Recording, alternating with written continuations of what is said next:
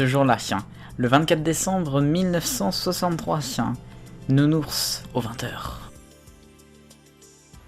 Alors ce qu'il s'est passé exactement, il faut se remettre dans le contexte. En 1963, Bonne Nuit les Petits existe depuis un tout petit peu plus d'1 an, et au départ le succès n'était pas forcément le même que celui qu'on a en souvenir, enfin en tout cas que les personnes qui l'ont vécu l'ont, puisque malgré que les enfants demandaient Nounours et demandaient Bonne Nuit les Petits, la RTF n'était pas forcément content du résultat, et pareil pour les créateurs, notamment la famille Lédu.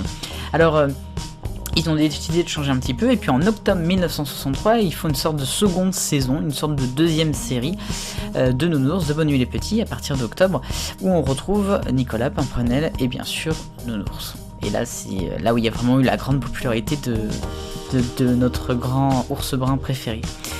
Et bien, en décembre 1963, le 24 décembre, il est vraiment un de ses plus grands succès, il est vraiment en haut de la France entière. Oui, c'est lui. Dans tous les sens du terme d'ailleurs. Alors quelle journée, parce que c'est un peu mythique. Il faut se dire qu'en 1963, le 20 h, ça commençait tout juste à devenir la grande messe, mais c'était surtout l'un des seuls rendez-vous d'information de la journée pour la RTF. Et à l'époque, c'était même pas Antenne 2, c'était même pas TF1, c'était RTF1 et RTF2. Il n'y avait même pas de troisième chaîne, on ne l'oublie pas.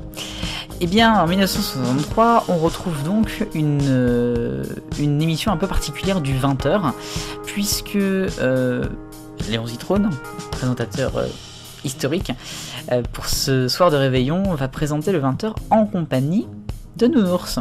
Et ça c'est magnifique, puisque rétrospectivement, maintenant plus de 50 ans après, quand tu te dis quand même que sans doute la première personne non humaine à présenter le 20 h, c'est lui, faut se dire c'est incroyable quoi.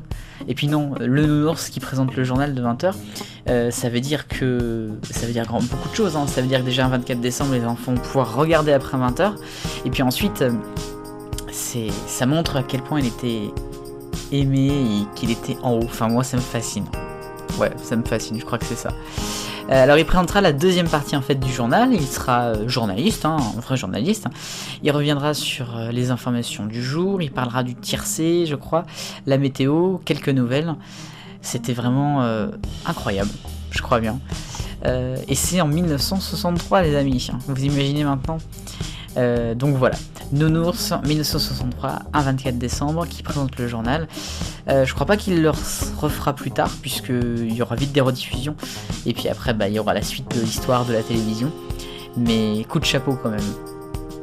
Alors c'est culte parce que Bonne Nuit les Petits c'est culte, c'est sans doute une des émissions les plus grandes de la télévision, mais Nounours présenté le 20 h, je crois que ça a tout son symbole, à la fois dans cette année-là, à la fois avec Léon Zitrone, et à la fois sur cette chaîne. Et puis n'oubliez pas que l'ORTF arrivera l'année d'après, bien sûr. C'était ce jour-là le 27e numéro consacré à Nounours aux 20 h, le 24 décembre 1963. Ça ne rajeunit pas. Vive le bonheur, on est tous des millions de copains. Salut.